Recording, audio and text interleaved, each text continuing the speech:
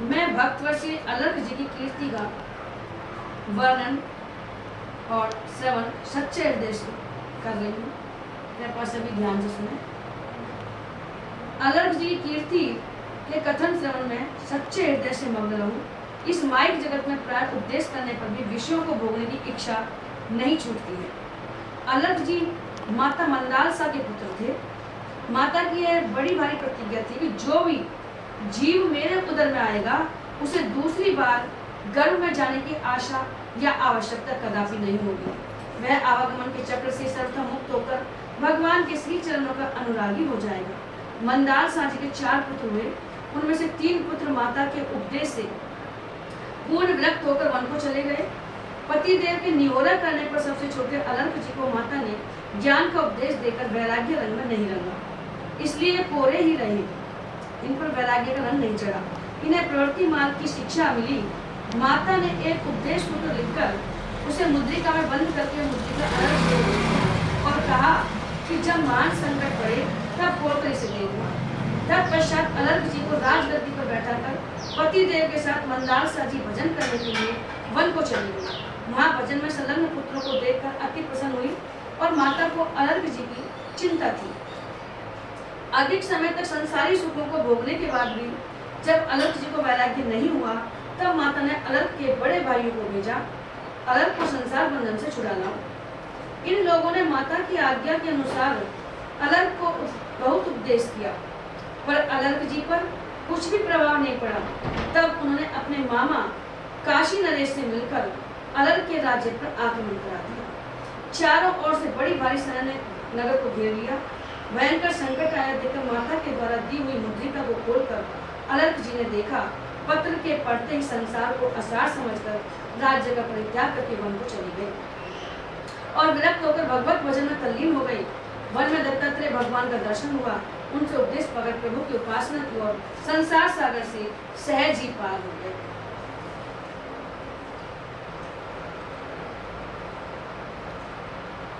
माता मंदालसा जी के गर्भ से 4 पुत्र उत्पन्न हुए थे, विक्रांत, सुबाहु, शत्रुमर्दन और अलर्क।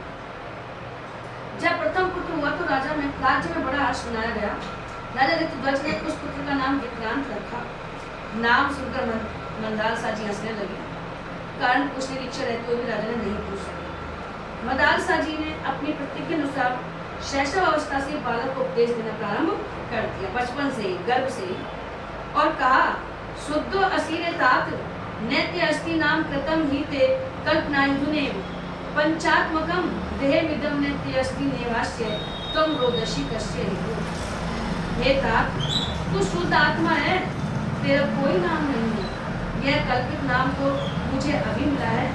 यह शरीर 5 भूतों से क्षिति जल पावक गगन समीर का बना हुआ है। यह न तेरा है न तो इसका है, फिर किस लिए रोना है? उन्हें शुद्धो असि बुद्धो असि निरंजनो असि संसार माया परिवर्जितो असि संसार निद्राम तेजस स्वप्न रूपा मदालसा वाक्यम उवाच पुत्रम। परिणाम यह हुआ कि उस बालक ने बाल्यावस्था में ही ज्ञानी एवं ममता शून्य होकर आत्म साक्षात्कार के लिए वन की राह ली। इसी प्रकार जब मदालसा जी को दूसरा पुत्र उत्पन्न हुआ, तब पिता ने उसका नाम सुबाहु रखा। इस पर भी मदालसा हंसी तथा इस बालक को भी उपदेश देकर पूर्वत ज्ञानी बना दिया। तृतीय पुत्र उत्पन्न होने पर राजा ने उसका नाम शत्रुमर्दन रखा। इस पर भी मदालसा जी बहुत देर तक हंसती रही तथा इसको भी ज्ञान उपदेश देकर जीवन मुक्त बना दिया।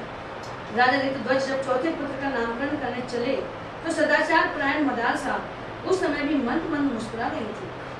तब राजा ने हंसने का कारण पूछा और यह भी कहा कि यदि मेरे द्वारा धरे गए नाम अच्छे ना लगे तो इस चौथे बालक का नामकरण तुम ही करो। मदालसा जी ने राजा की आज्ञा से उद्धार्य कर चौथे बालक का नाम अलर्क रखा, जिसे सुनकर राजा बहुत ठिठाकर हंसे और सर्वथा असम्मत नाम रखने का कारण पूछा। मदालसा ने कहा, राजन, लौकिक व्यवहार चलाने के लिए कोई नाम रख लिया जाता है। वस्तुतः आत्मा का इन नामों से कोई संबंध नहीं है। आत्मा व्यापक होने से न तो विक्रांत है अर्थात एक जगह से दूसरी जगह जाने वाला, और न निराकार होने से स्वभाव ही है, तथा तत्वतः सभी शरीरों में एक ही आत्मा का निवास होने से, शत्रु मित्र भेद रहित होने से शत्रु मर्दन नाम भी असंगति है। ऐसे ही मैंने अलग नाम भी रख दिया है, जिसका प्रयोजन मात्र व्यवहार सिद्धि है, परमार्थ नहीं। तदंतर मदालसा ने अपने पुत्रों की भांति उसको भी ज्ञानजनक बातें सुनानी प्रारंभ की। तब राजा ऋतध्वज ने कहा, देवी, हमने तुम्हारी सभी इच्छाओं को पूर्ण किया है, अब तुम मेरी भी इच्छा एक पूर्ण करो।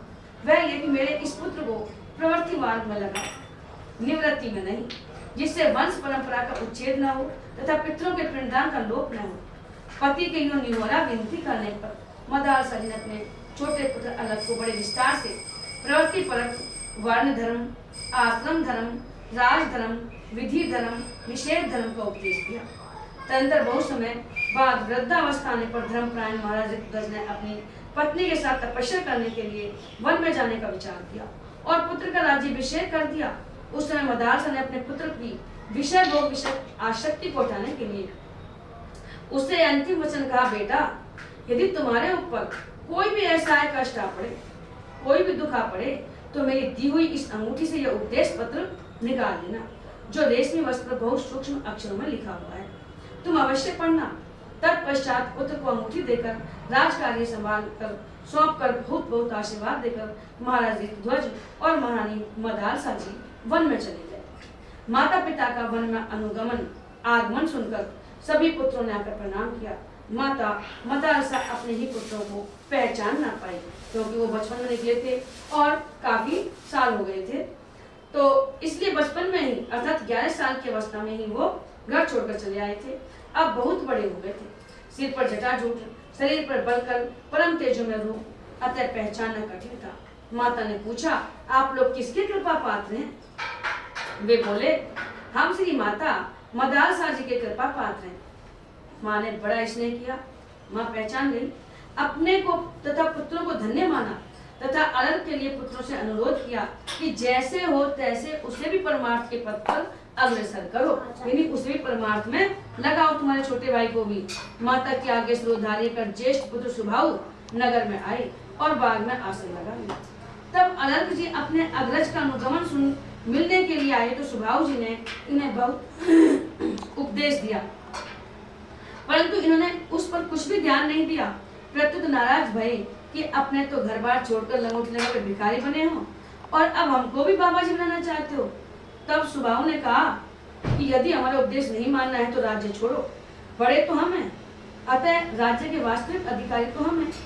अलग जी ने जवाब दिया, अब आप लोगों का राज्याधिकार समाप्त हो गया है, अब तो आप लोग गुरु की संपत्ति के भले ही अधिकारी हो सकते हैं, पैतृक संपत्ति के नहीं। जब सुबाहु ने बलपूर्वक राज्य लेने की बात कही तो अलग ने उपेक्षा पूर्वक कहा, व्यर्थ की बातों से कार्य सिद्ध होने का नहीं, शक्ति हमारे हाथ में है, चाहूं तो कारागार में डाल दूं, जीवन भर जेल में ही पड़े पड़े सड़ जाओ। जब सुबाहु ने देखा कि यह किसी तरह से मानने को प्रस्तुत नहीं है, तब सुबाहु अपने अभीष्ट की सिद्धि के लिए असंख्य बलवानों से संपन्न काशी नरेश के पास गए। इनके संकेत अनुसार काशी नरेश ने अलग का राज्य दे दिया और दूत भेजकर संदेश कहलाया कि अपने बड़े भाई सुबाहु को राज्य दे दो, अन्यथा युद्ध के लिए प्रस्तुत हो जाओ। अलग ने छात्र धर्म के अनुसार युद्ध की चुनौती स्वीकार की, परंतु काशी नरेश के अपार सैन्य बल के समक्ष वो टिक नहीं सका। और तब इन्हें माता की अंगूठी की याद आई कि भाई जब कष्ट पड़े जब अंगूठी देख लेना। तो स्नान करके पवित्र होकर ब्राह्मणों से स्वस्ति वचन कर अंगूठी से वह उपदेश पत्र निकाल कर पढ़ा। वह उपदेश इस प्रकार था, संग सर्वात्म में बेशजम, मैं अलग जी को मार्ग मिल गया कि संसार असार है, समस्त आसक्तियों को छोड़कर भगवान दत्तात्रेय जी की शरण गए। वहां जाकर देखे तो श्री दत्तात्रेय जी परम प्रसन्न शरीर से भी हष्ट पुष्ट बैठे भगवान का भजन कर रहे थे। इन्होंने अपना दुख निवेदन करते हुए मुनि की प्रसन्नता का कारण पूछा। श्री दत्तात्रेय जी ने कहा, मैंने पहले 24 वैद्यों से 24 खुराक दवा खाई थी, अतः अब मैं सर्वथा निरुज हो गया हूँ। इसी से मेरी प्रसन्नता और पुष्टता सदा सर्वदा एक रस बनी रहती है।